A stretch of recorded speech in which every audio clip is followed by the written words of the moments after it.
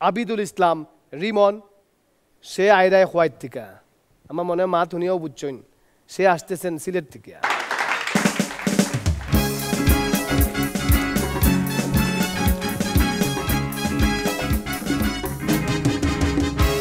TRP লাইনে মামা।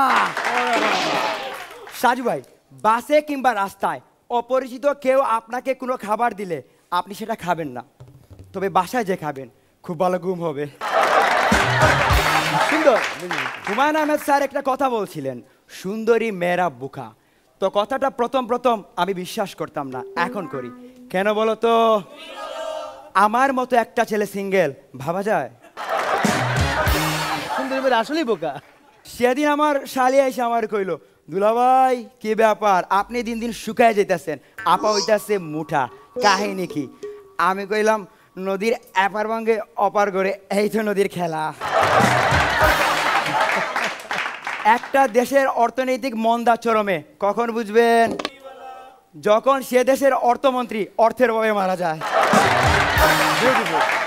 নিপুণ আপু, এবার সিরিয়াস একটা জিনিস বলো প্লিজ, আপনার মন দিয়ে শুনুন। আর সাজু ভাই খুব খারাপ একটা কাজ করছে। নিপুণ আপু, সাজু ভাই আজ একটা মেয়েকে নিয়ে তাচ্ছিল্য করেছে, তামাশা করেছে। মেয়েটার অপরাধ, সে আমাদের মতো স্বাভাবিক না, তার গাটটা একটু বাঁকা, সে প্রতিবন্ধী। তবে আমি সাজু ভাইয়ের মতো মেয়েটাকে নিয়ে তামাশা করিনি, তাচ্ছিল্য করিনি। সে প্রতিবন্ধী হতে পারে, কিন্তু সৃষ্টিকর্তা তাকে কোনো অংশে রূপ কম দেননি। তাছাড়া আমি বিশ্বাস করি মেয়ে মানি সুন্দর, কেউ রূপে কেউ গুণে। তো যাই হোক, আমি সেই প্রতিবন্ধী মেয়েটার দিকে তাকাচ্ছিলাম, মেয়েটাও আমার দিকে তাকাচ্ছিল। হঠাৎ খেয়াল করে দেখলাম মেয়েটা আর চোখে তাকাচ্ছে। তো ভাবলাম মেয়েটা হয়তো ভাববে আমি তাকে করুণা করতেছি, তাই সিদ্ধান্ত নিলাম সেখান থেকে সরে আসবো।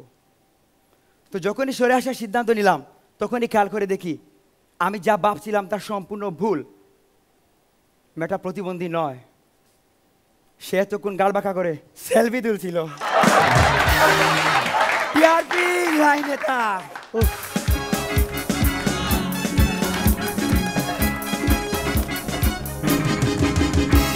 রিমন আমার যেই ডরায় দিছিল, আমি তো চিন্তাও করতাম পারতেছিলাম না যে আমি কোন সময় কাম করছি, আবার যদি এটা খাটিয়াও দেয় তাহলেও ঝামেলা হইতে পারে।